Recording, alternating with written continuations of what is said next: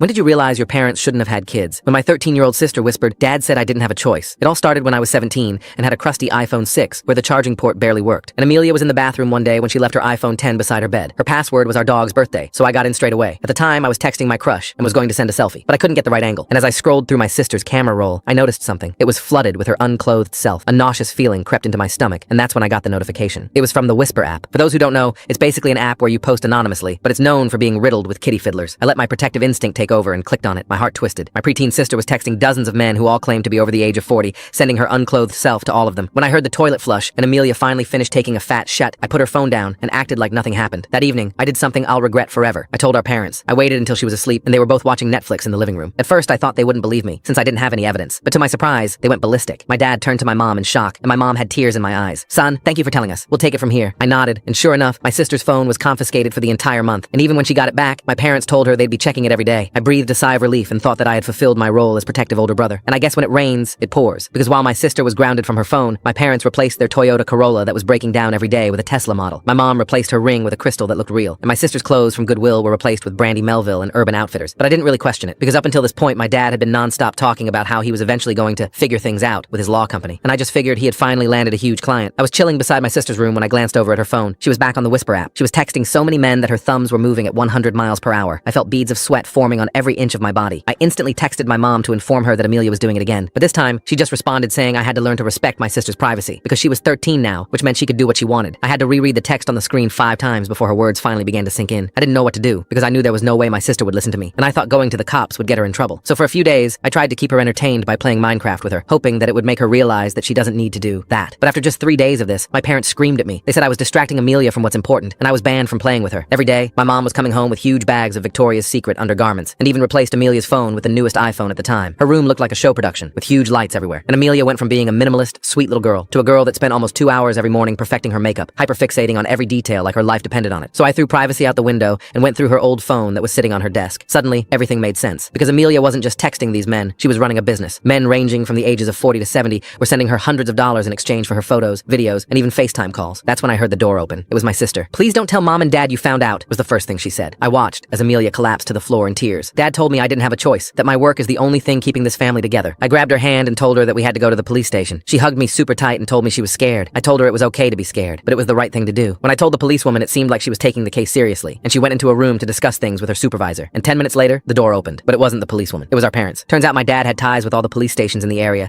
and had already told them to inform him if me or my sister ever came to report anything. And to him, I had just jeopardized his little moneymaker, and he was about to make me pay. Full story on channel. Link below.